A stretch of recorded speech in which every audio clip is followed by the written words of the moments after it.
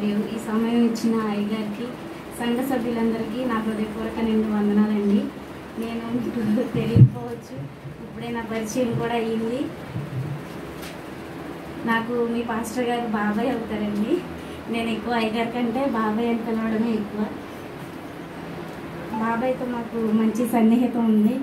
ఏదైనా ఆత్మీయంగా మేము బలహీనపడుతున్నప్పుడు బాబాయ్కి ఫోన్ చేసి కానీ లేదా ఒక మెసేజ్ చేసినా కానీ, బాబాయ్ ఇదేంటి మాకు ఇలా ఉంది, మా పరిస్థితి ఇలాగా, మేము దేవుల్లో బలపడుతున్నప్పుడు, ఈ బలహీనతలో దేవుల్లో బలపడుతున్నప్పుడు మాకు ఈ శ్రమలు అని మేము అడిగినప్పుడు దేవుని జ్ఞానం చేత నింపబడి సేవకులు మాకు ఎంతగానో మమ్మల్ని ప్రోత్సహిస్తారు. ఆయనను మాదిరిగా మేము ఉండడానికి మేము మమ్మల్ని మేము మలుచుకుంటూ ఉంటాం అన్నమాట. నా భర్త కూడా బాబాయ్ దగ్గరే బాప్తీసం తీసుకున్నారు. ఆయన వాక్య పరిచర్య, ఆయన దేవుళ్ళో ఉండే విధానం అంటే నా భర్తకి చాలా ఇష్టము. ఆయనతో సేవకుడితో అంటుకట్టబడాలని ఆయన మోషే దగ్గర అహరోను యెహోషువ ఎలా అయితే సేవకుల దగ్గర ఉన్నారో అంతే ఒబీడియంట్గా విధేయతగా ఉండాలని ప్రతి దినము తను తగ్గించుకుంటూ ఉంటారు. అదేవిధంగా మేము కూడా మా కుటుంబాన్ని దేవుళ్ళలో మేము ఉండాలని చెప్పి ఎంతగానో ఆశపడుతున్నాము. ప్రతిదినము మీ అనుదిన ప్రార్థనలో మా కొరకు, మా కుటుంబం కొరకు జ్ఞాపకం చేసుకోండి. చిన్న పాట పాడుకున్నాను. నాకు ఇది ఫస్ట్ టైం అండి, తప్పులేమన్నా చెప్తే క్షమించండి చిన్నదానిని.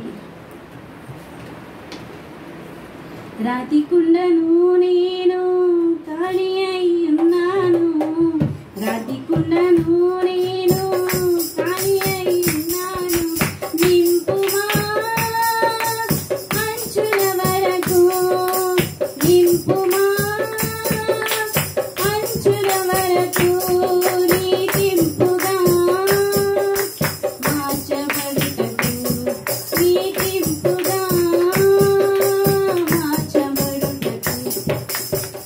రాతి కుండను నేను ఖాళీ అయి ఉన్నాను, రాతి కుండను నేను ఖాళీ అయి ఉన్నాను,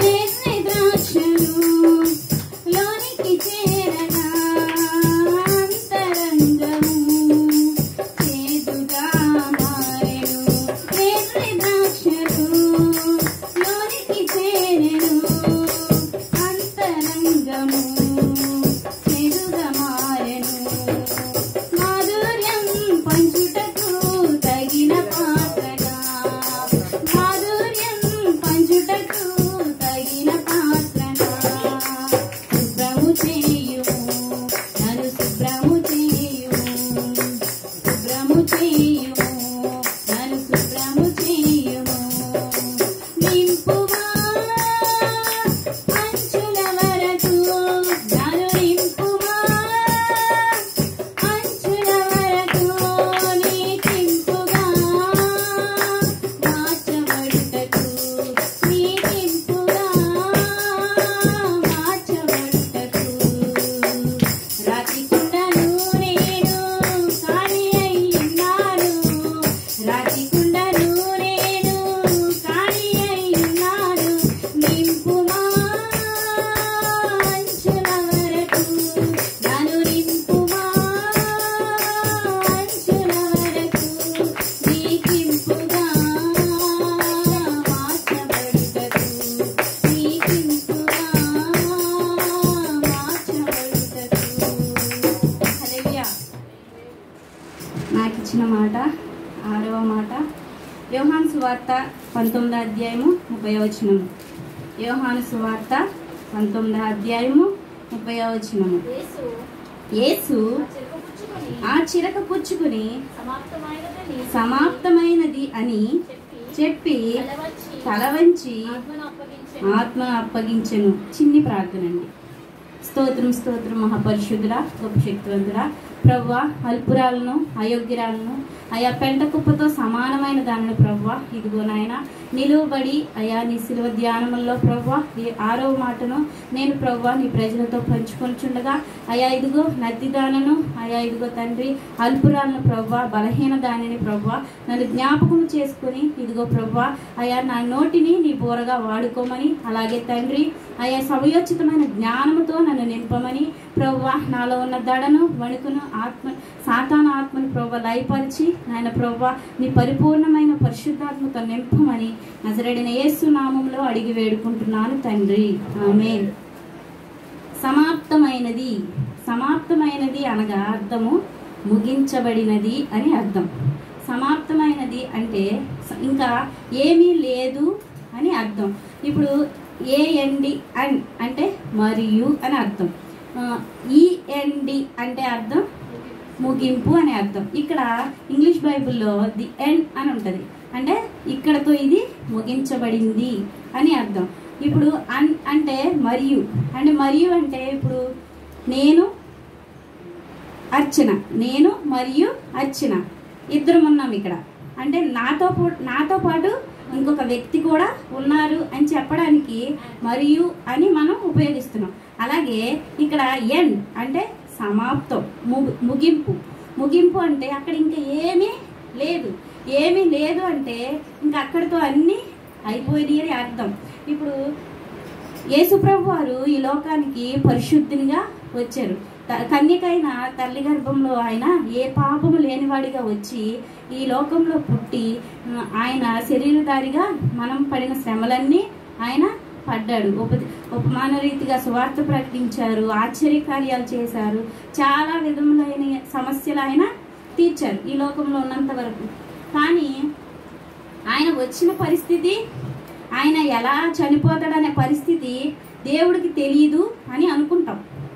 అంటే యేసుప్రభు వారికి తెలియదు అని అనుకుంటాం. కానీ దేవాది దేవునికి సమస్తము తెలుసు. ఎలా అంటే దేవుడు తండ్రి అయిన యెహోవా దేవుడు కుమారుణ్ణి తన ఒక్కగానొక కుమారుని భూమి మీదకి పంపించేటప్పుడు సమస్తము తనకి చెప్పే పంపించారు.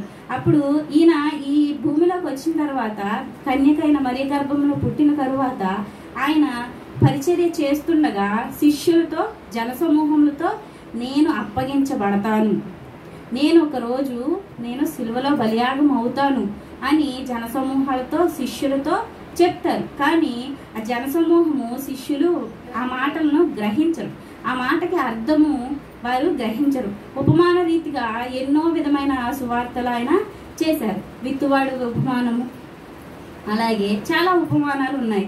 వాటన్నిటి గురించి అర్థము కూడా దేవాతి దేవుడు శిష్యులకి తెలియజేశాడు. కానీ ఈ మాట నేను అప్పగింపబడుతున్నాను అన్న మాట ఏ రోజు వీళ్ళు వివరించమని అడగలేదు, ఆయన వివరించలేదు. అసలు యేసుప్రభు వారు సిలువ వేయబడతారని ఆయనకి తెలుసో లేదో, ఆయనకు తెలిసి కూడా జనానికి చెప్పారో లేదో లేఖనాల ప్రకారం చూద్దామండి. మత్తయి సువార్త 17వ అధ్యాయము 22-23 వచనాలు.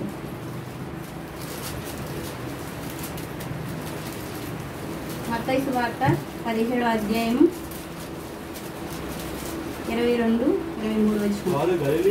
వారు గలిలయలో సంచరించుచుండగా యేసు మనిషి కుమారుడు మనుషుల చేతికి అప్పగింపబడబోచున్నాడు, వారు ఆయనను చంపుదురు. చాలండి. వారు గలిలయలో సంచరించుచుండగా యేసు మనిషి కుమారుడు మనుష్య చేతులకి అప్పగింపబోచున్నాడు. అంటే గలిలయలో ఈయనతో ఎప్పుడు శిష్యులు, ఈయన చేసే ఆశ్చర్యకార్యాలను బట్టి జనసమూహము ఆయన వెంట వెళ్తూ ఉండేవాళ్ళు అనమాట. అప్పుడు ఆయన జనసమూహము గలిలయలో సంచరించుచుండగా అప్పుడు ఈ యేసుప్రభు వారు చెప్తున్నారు ఏమని, మనిషి కుమారుడు అంటే ఎవరండి? యేసుప్రభు వారే మనిషి కుమారుడిగా ఈ లోకానికి వచ్చారు, శరీరధారిగా ఈ లోకానికి వచ్చారు. ఇప్పుడు దేవునికి ఏం కష్టాలు ఉంటాయిలేండి, దేవుడు పైన ఉంటాడు, ఆయన అన్నీ తెలుసు, అన్నీ చేస్తాడు అనకుండా అతను కూడా శరీర అవతారిగా వచ్చి మనం పడే బాధలు కూడా ఆయన అనుభవించాడు. అలా మనిషి కుమారుడు వచ్చి మనుషుల చేతికి అప్పగింపబడబోచున్నాడని యేసుప్రభు వారు ముందుగానే చెప్పారు. ఇదే మాట మార్కు సువార్త 14వ అధ్యాయము 41-42 వచనాలు.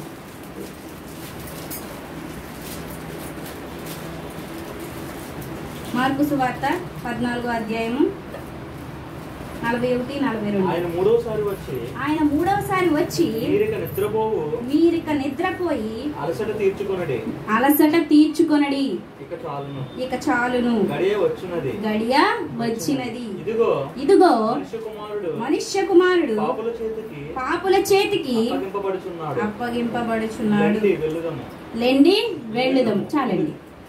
చూసారండి, మత్తయి సువార్త 17వ అధ్యాయం 22-23 వచనాల్లో ఏమైతే ఉందో మార్కు సువార్త 14వ అధ్యాయము 41-42 వచనంలో కూడా అదే ఉంది. ఎలా? మనుష్య కుమారుడు అప్పగింపబోతున్నాడు. ఎవరి చేతికి అప్పగింపబోతున్నాడు? నా మాట అర్థమవుతుందండి? అర్థమవుతుందా? మనుష్య కుమారుడు ఎవరి చేతికి అప్పగింపబోచున్నాడు? మనుషుల చేతికి అప్పగింపబోచున్నాడు. అదే మాట మనం ఇది రెండోసారి చూస్తున్నాం. మత్తయి సువార్తలో చూసాము, ఇది మార్కు సువార్తలో చూస్తున్నాం. ఈ రెండు సువార్తలలో దేవాతి దేవుడే యేసు ప్రభు వారే స్వయంగా తన అప్పగింపబోవు దానిని గురించి తెలియజేస్తున్నాడు. ఇప్పుడు ఆయన అప్పగిస్తున్న ఈ సంఘటన ఎక్కడ జరిగిందంటే గెత్సెమనెలో జరిగింది. గెత్సెమనే తోటలో ప్రార్థన చేసుకోవడానికి వెళ్ళినప్పుడు శిష్యులతో ఈయన ఏకాంతంగా పేతురు, యాకోబు, యోహాను తీసుకుని వెళ్తారు ప్రార్థనకి. సపరేట్గా వెళ్ళి ఆయన మోకాళ్ళని తండ్రికి విజ్ఞాపన చేసుకుంటున్నాడు. దేవా, ఇందాక సహోదరు చెప్పినట్టు ఈ గిన్నె నా యొద్ద నుండి తొలగించండి. ఆ గిన్నెలో ఏముంది అంటే సహోదరు చెప్పినట్టు పాపము. ఆ పాపము పోవాలి. ఆ పాపం పోవాలంటే తండ్రి అయిన దేవుడు తీయాలి, లేదా ఆయన కుమారునిగా ఈ లోకానికి వచ్చిన మనిషి కుమారుడు తీయాలి. మనిషి కుమారుడు తీయాలి అంటే ఆ గిన్నెలోనిది ఈయన తాగాలి, అనువదించుకోవాలి. ఇప్పుడు ఈయన ఏ పాపము లేనివాడిగా భూలోకానికి వచ్చాడు. ఏ పాపం లేకుండా ఎలా వచ్చాడండి? ఎలా వచ్చాడు? కన్యక అయిన మరియ గర్భమున ఈయన పుట్టాడు. కన్యక అంటే ఏ పురుషుని ఎరుగని స్త్రీ, అంటే ఏ పాపము చేయకుండా పుట్టిన కుమారుడు. పరిశుద్ధాత్మని వలన ఆయన కుమారునిగా జన్మించాడు. ఆయనకి ఏ పాపమైనా ఉందా? లేదు. ఆయన వచ్చాడు, బాప్తిసం తీసుకున్నాడు, సూచక్రియలు చేశాడు, జనసమూహంలో తిరిగాడు, ఎన్నో ఆశ్చర్యకార్యాలు చేశాడు. ఆయన అన్ని చేసినా ఆయనకి ఏ పాపము లేదు. మరి ఆ గిన్నెలో పాపం ఎలా ఉంది? ఆ గిన్నెలోకి పాపం ఎలా వచ్చింది? అదే సాతాను భూలోకంలోకి నెట్టివేయబడిన తర్వాత విచ్చలవిడితనంగా పాపంతో భూలోకం అంతా నిండిపోయింది. వ్యభిచారం, దొంగతనం, అబద్ధములు, ఇచ్చకపు మాటలు, అలాగా ఎన్నో మాటలు. ఆ తండ్రితో కూతురు, కూతురుతో తండ్రి అన్నట్టు అలా పాపంలో బ్రతుకుతూ ఉన్న ఆ లోకమంతటిని ఆ పాపముని ఆ గిన్నెలో ఉంచాడు. ఎవరు? తండ్రి యెహోవా దేవుడు ఆ గిన్నెలో ఉంచాడు. ఇప్పుడు తండ్రి ఆజ్ఞని కుమారుడు నెరవేర్చాలి. ఇది ఈయనకి ఒక పరీక్ష, కుమారునికి ఒక పరీక్ష. నా మాట వింటాడా లేదా? ఇప్పుడు నేను చెప్పింది ఆయన చేస్తాడా లేదా? మనిషి కుమారునిగా నేను భూలోకానికి పంపించాను, వెళ్ళాడు. ఇప్పుడు నా చిత్త ప్రకారం ఆయన చేస్తాడా చేయడా అనేది ఇప్పుడు ఈయనకి, ఎవరికి? యేసు ప్రభు వారికి పరీక్ష.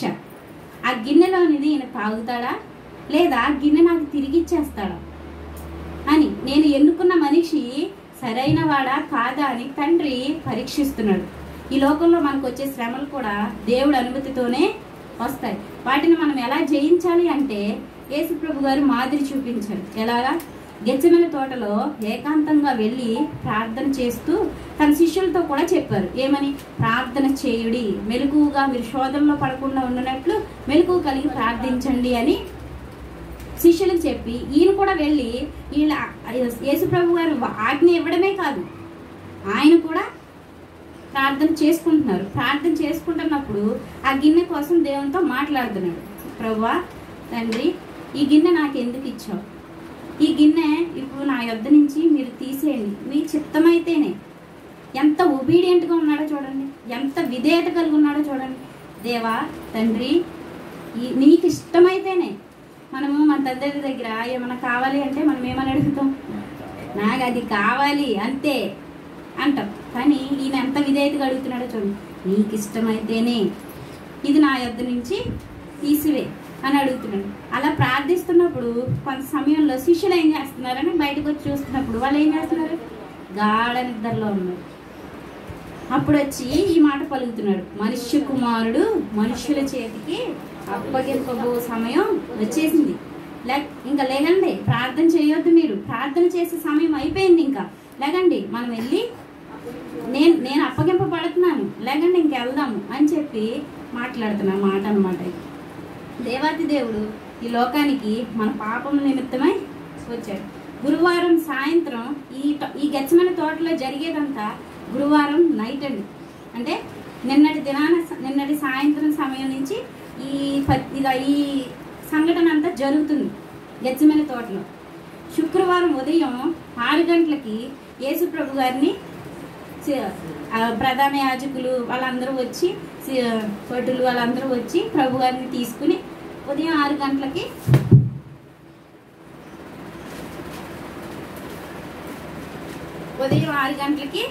రాజు యొద్దకి, అంటే పిలాతు యొద్దకి తీసుకొస్తారు. అలా తీసుకొచ్చినప్పుడు పిలాతు ఏమంటాడు? భయపడతాడు. ఈయన ఏ పాపం చేయలేదని ఆయనకి మనసు గద్దిస్తుంది. కానీ జనం ఏమంటారు? ఇతనిని సిలువ వేయండి. కానీ ఆ జనమంతా ఎలా ఉన్నారు? పాపంతోనే ఉన్నారు. ఏ పాపం లేని పరిశుద్ధుని వీళ్ళు సిలువ వేయమంటున్నారు. పరిశుద్ధుని సిలువ వేయమని కేకలు వేస్తున్నారు. అలా కేకలు వేస్తున్నప్పుడు ఆ ఉదయం 6 గంటల టైంలో కేకలు వేసి సిలువ వేయమన్నప్పుడు ఉదయం 6 గంటల నుంచి, అంటే మంచి శుక్రవారం రోజు ఉదయం 6 గంటల నుంచి 9 గంటల వరకు కపాల స్థలము, అంటే ఆ వీధుల్లో గొల్గొతా కొండ ఏరియా అంతా ఈ యేసుప్రభు వారిని సిలువతో నడిపించారు. అది శ్రమకాలం. సిలువ ఇప్పుడు మనం ఏదైనా చిన్న బ్యాగ్, ఒక 10 జతలు పెట్టిన బట్టల బ్యాగ్ మనం ఒక అరగంట సేపు చేతితో కానీ భుజం మీద కానీ పెట్టుకుని నడవాలంటే ఎంత బరువు ఉంటుందండి? మనం మోయగలుగుతామా? మోయలేము. కానీ దేవాతి దేవుడు అడ్డంగా ఒక కర్ర, నిలువుగా ఒక కర్ర వేయబడిన సిలువని మోస్తూ ఆ గొల్గొతా కొండ చుట్టూ, కొండ ప్రాంతం అంటే ఎన్ని గుంటలు, ఎన్ని రాళ్ళు, ఎంత వేదన. ఎండ వచ్చేసి ఉంటుంది అప్పటికే. ఉదయం 9 గంటల కంటే ఎండ రాకుండా ఉంటుందండి. కొండ కాలిపోతూ ఉంటుంది. ఆ కొండ ప్రాంతంలో సిలువనెత్తుకుని ఆయన కాళ్ళలో రాళ్ళు గుచ్చుకుని రక్తము కార్చుకుంటా రక్తధార రుదిగా కారుతూ ఆ సిలువను మోస్తూ 9 గంటల సమయంలో గొల్గొతా కొండపైకి చేరుకున్నారు. ఆ గొల్గొతా కొండపైకి చేరుకున్న తర్వాత 9 గంటలకి యేసుప్రభు వారిని మోస్తున్న సిలువని తీసి ఆయనను 3 మేకులతో ఆ సిలువకు వేలాడి తీసి ఆ సిలువ ఉంచడానికి ఆ కొండకు రంధ్రం చేసి ఆ రంధ్రంలో ఆ సిలువను అమాంతంగా దించారు. మేకులతో కొట్టడం అంటేనే నరకం. ఒక చిన్న పిన్నీస్ గుచ్చుకుంటేనే మనకి ఎంత బాధ, ఆ పిన్నీస్కి మనము ఎంత బాధ అనిపిస్తాం. అలాంటిది ఒక మేకు చేతిలోంచి చెక్కలోకి దిగడం అంటే నరాలు, రక్తము అంతా అటు ఇటు ఎంత చిన్న ఉంటుంది, ఎంత బాధ అనుభవిస్తారు. అలాగా అటు చేతికి ఇటు చేతికి 2 కాళ్ళకి మధ్యలో వేసి 3 మేకులతో ఆ సిలువకు ఆయనను బంధించి ఆ గుంటలోనికి ఆ సిలువతో సహా ఆయనను కుదించి నిలబెట్టారు. ఎంత వేదన కలిగి ఉంటుందండి ఆయనకి. ఎంత శరీరము నలగిపోయి ఉంటుంది. అప్పుడు వరకు ఎండలో రాళ్ళల్లో తిరిగి ఎంత అలసిపోయి ఉంటారు ఆయన. అది అంతా నా పాపముల కోసమే కదా.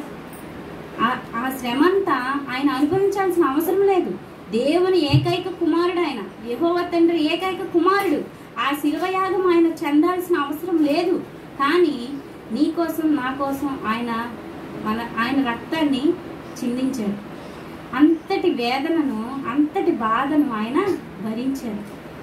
శుక్రవారం 9 గంటల నుంచి మధ్యాహ్నం 12 గంటల వరకు ఆయన ఆ బాధలోనే ఉన్నారు.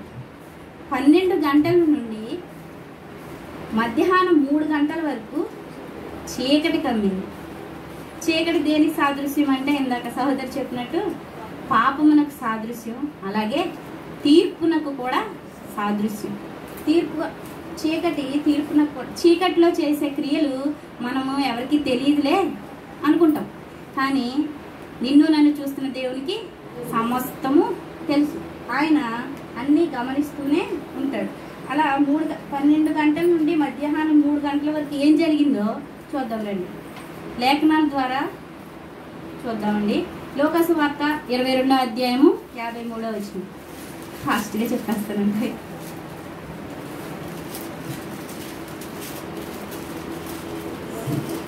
లోకాసు వార్త 22వ అధ్యాయము 53వ వచనం. నేను అనుదినము నీ చెంత దేవాలయంలో ఉన్నప్పుడు మీరు నన్ను పట్టుకొనలేదు. అయితే ఇది మీ గడియయు అంధకార సంబంధమైన అధికారమును అనెను. అంధకారం అంటే ఏంటండి? చీకటి. దేవాది దేవుడే అంధకారానికి ఆయన సమయం ఇస్తున్నాడు. ఇప్పుడు మనకు వచ్చే శోధన, శ్రమ, అవన్నిటికి దేవుడు అనుమతిస్తాడు. అది ఒక పరీక్ష మనకి. ఆ పరీక్షలో మనం ఏం చేయాలి? విజయం పొందాలి. విజయం పొందాలంటే మెలకువగా ఉండి ప్రార్థించాలి. అలాగే దేవాది దేవుడు అంధకార గడిలోకి వెళ్ళారు. 12 గంటల నుంచి 3 గంటల వరకు ఆ సమయం అంధకార సమయం, చీకటి కమ్మెను. ఆ చీకటి కమ్మినప్పుడు దేవాది దేవునికి శ్రమకాలం. అది దేవాది దేవునికి శ్రమకాలం. ఆ శ్రమకాలంలోనే దేవాది దేవుడు చాలా బాధలు ఉన్నాడు. ఆ 12 గంటల నుంచి 3 గంటల లోపు సమయంలోనే 4వ మాట, నా దేవా నా దేవా నన్నెందుకు చేయి విడిచితివి అని తండ్రిని రోధిస్తున్నాడు, ఆర్తధ్వని చేస్తున్నాడు. నా దేవా నన్నెందుకు విడిచిపెట్టావు? ఈ బాధ నేను భరించలేకపోతున్నాను, ఈ చీకటిని నేను తట్టుకోలేకపోతున్నాను. అప్పటి వరకు ఆయన వెలుగు సంబంధికుడై ఉన్నాడు. కానీ ఈ 3 గంటల సమయంలో చీకటికి అప్పగింపబడ్డాడు, అంధకారంలోకి వెళ్ళాడు. నా దేవా నన్ను ఎందుకు చేయి విడిచావు? నా తండ్రి నన్ను ఎందుకు విడిచిపెట్టావు? నన్ను ఇలా ఎలా వదిలేసావు అని తండ్రిని ఆ బాధ తట్టుకోలేక ఆర్తధ్వని చేస్తున్నాడు. ఇప్పుడు తండ్రికి, యెహోవా దేవుడికి ఎంత బాధ ఉంటుందండి. మన పిల్లల కింద పడిపోతేనే మనము తట్టుకోలేం. ఏదైనా దెబ్బ తగిలేసిందేమో అని అటు ఇటు చూసి అన్ని కాలేజ్ చేతులు బాగున్నాయా, తలకు తగిలేసిందా అని ఎత్తుక్కుంటాం. కానీ అసలు యేసు ప్రభు వారు ఎక్కడ గాయం లేకుండా లేరు. ఒళ్ళంతా గాయంలే, తలకి ముళ్ళ కిరీటం, చేతులకి మేకులు, ఇన్ని ఉన్నా కానీ యెహోవా దేవుడు వాటన్నిటినీ అనుమతించాడు. అంధకారాన్ని కూడా అనుమతించాడు. ఇది ఎవరి కోసం అంటే నా పాపముల కోసం. మనము పశ్చాత్తాపం కలిగి, మారు మనసు కలిగి, రక్షణ పొంది పరలోక రాజ్యంలో ప్రవేశించాలని దేవాతి దేవుడు ఈ శ్రమలన్నిటినీ అనుగ్రహించాడు తన కుమారుడికి. తన కుమారుడు ఎవరు? యేసు ప్రభు వారు. యేసు ప్రభు వారు ఆ 3 గంటల సమయంలో నా దేవా నా చెయ్యి ఎందుకు విడిచావని తండ్రిని అడిగాడు. 5వ మాటగా నేను దప్పికొని ఉన్నాను. దప్పిక ఎప్పుడు వస్తుందండి? మనకి అలసిపోయినప్పుడు వస్తుంది. ఇప్పుడు ఎండాకాలం కాబట్టి ఒక 5 నిమిషాలకి 10 నిమిషాలకి దప్పికే వస్తుంది. ఏదో ఒకటి తాగాలి. కానీ నైటు సుమారు 12 గంటల నుంచి 15 గంటలు అవ్వచ్చు సుమారుగా నేను చెప్తున్నానండి. అంటే అర్ధరాత్రి ప్రార్థన, గెచ్చమని తోటలో ప్రార్థనకి వెళ్ళినప్పటి నుంచి ఆయన అప్పగింపబడి సిలువ వేయబడి 3 గంటల వరకు ఆయన ప్రాణం అప్పగింపబడే వరకు ఒక 12-15 గంటలు వేసుకున్నాం. 24 గంటలు, ఒక 12 గంటలు, రోజుకి 24 గంటలు కదండి. నైట్ 3 to మార్నింగ్ 3 వేసుకున్నాం. అలాగా ఆఫ్టర్నూన్ 3 వేసుకున్నాం. అలాగా ఒక 12-15 గంటలు దేవాతి దేవుడు చాలా శ్రమ అనుభవించాడు. ఆయన భూలోకానికి వచ్చి 33.5 సంవత్సరాలు లోకంలో ఉన్నంత వరకు ఆయనకి ఏ బాధ లేదు, ఏ చిన్న గాయము లేదు. శ్రమపడ్డాడు, ఉపవాసం ఉన్నాడు, ఆశ్చర్యకార్యాలు చేశాడు. ఇవన్నీ జరిగినాయి కానీ చిన్న గాయం కూడా ఆయనకి అవ్వలేదు. అయినా ఈ 12 నుంచి 15 గంటల సమయంలో ఆయన తన శరీరంలో ఒక్క రక్తపు చుక్కు కూడా లేకుండా మొత్తము ధారపోసాడు. ఎవరి కోసమండి? నీ కోసం, నా కోసం. మనం ఎలా ఉన్నాం? మన ఆత్మీయ స్థితి ఎలా ఉంది? మనం దిగజారిపోయిన స్థితిలో ఉన్నామా? మనము అంధకారంలో ఉన్నామా? పాపంలో ఉన్నామా? అది నువ్వు నేను గ్రహించుకోవాలి. మనము ఏ స్థితిలో ఉన్నప్పటికీ దేవాతి దేవుడు మనల్ని ప్రేమించి తన ప్రాణాన్ని అర్పించారు. సమాప్తమైనది అని పలికినప్పుడు ఏం జరిగిందో చూద్దాం రండి. సమాప్తం అంటే విజయం. సమాప్తమైనది అనే వాక్కుకి అర్థము విజయవాక్కు అని అర్థం. సమాప్తమైందంటే అక్కడితో ముగింపబడిందని అర్థం. విజయవాక్కు అంటే ఏంటో చూద్దాం రండి. మొదటి యోహాను 3వ అధ్యాయము 5వ వచనం. మొదటి యోహాను 3వ అధ్యాయము 5వ వచనం. ఫస్ట్ పాపములను తీసివేయుటకై ఆయన ప్రత్యక్షమాయనని మీకు తెలియను. ఆయన యందు పాపమేమియూ చాలండి. ఆయన యందు పాపమేమియూ లేదు. ఆయన యందు పాపం లేదు. అప్పుడు ఎవరి యందు పాపం ఉందండి? మన యందే పాపం ఉంది. ఆ పాపమును సిలువలో కల్వరి సిలువలో ఆయన రక్తము ద్వారా కడగడానికి పాపముపై మనకి విజయాన్ని ఇచ్చాడు. పాపమును సమాప్తపరిచాడు. పాపమును అక్కడ సమాప్తం చేశాడు. అలాగే పాత నిబంధన ప్రకారం ఏదైనా ఒక తప్పు చేసినప్పుడు శిక్ష ఏ విధంగా ఉండేదండి? 2 సాక్షులు ఉండేవాళ్ళు, ఆ పాపం చేశారా లేదా అని. ఆ సాక్షిని చెప్పగానే జనసమూహం అంతా రాళ్లతో ఆ పాపం చేసిన వ్యక్తిని కొట్టి చంపేసేవాళ్ళు. అప్పటికప్పుడే శిక్ష అయిపోయేది. కానీ యేసుప్రభు వారు కొత్త నిబంధన ప్రకారం ఆయన భూలోకానికి వచ్చిన తరువాత మనకి వెంటనే శిక్ష లేదు, క్షమాపణ ఉంది. మనకి ఆ పాపం సమాప్తం చేసుకునే అవకాశం దేవుడు ఇచ్చాడు. అది మనం ఒప్పుకొని మారు మనసు పొందడమే దేవుడు మనకి ఇచ్చిన అవకాశం. అప్పటికప్పుడు రాళ్లతో కట్టుబడి చంపిపోయే స్థితి లేదు. మొదటి మాటగా క్షమించుడి అని ఆయన మనకి నేర్పించారు. ఈ 7 మాటలు, సిలువలో పలికిన 7 మాటలు చాలా శ్రేష్టమైనవి. ఇవి మన జీవితాల్లో అమలు పరుచుకుంటూ ఉండాలి. నిత్య 10 ఆజ్ఞలు ఎలాగో మనకి ఈ సిలువలో పలికిన 7 మాటలు కూడా అలాగే. అవి మనకి కట్టడలు అయితే ఇవి కూడా మనకి కట్టడలే. ఇవి ప్రతిదినము మనము నెమరు వేసుకుంటూ ఉండాలి. అలాగే ఎబ్రీ రాసిన పత్రిక 10వ అధ్యాయం 12వ వచనం. అర్థమవుతుందండి? ఎక్కువ సెర్చ్. ఎబ్రీ రాసిన పత్రిక ఎబ్రీలకి 10:12వ వచనం. ఈయనైతే పాపముల నిమిత్తమై సదాకాలం నిలిచి ఒక్క బలిని అర్పించి అప్పటి నుండి తన శత్రువులు తన పాదములకు పాదపీఠముగా చేయబడే వరకు కనిపెట్టుచు దేవుని కుడిపార్శ్వమున ఆసీనుడాయను. పాత నిబంధనలో బలులు అర్పించేవాళ్ళు. అవునండి. మొట్టమొదటి బలి ఎవరు అర్పించారు? అబ్రహాం. తర్వాత ఏబేలు. అబ్రహాం గారి నుంచి పాత నిబంధన అంతా బలులు అర్పించడమే. ఒక కోడిని, ఒక గొర్రెని, ఒక శ్రేష్టమైన దానిని, ఏ డాగు లేని దానిని బలిగా అర్పించి దేవునికి సమర్పించేవారు. కానీ కొత్త నిబంధనలో యేసుప్రభు వారు వచ్చిన తర్వాత ఆయనగానే అపరాధ పరిహారార్థ బలిగా ఆయన శరీరాన్ని బలిగా ఆయన అర్పించుకున్నారు.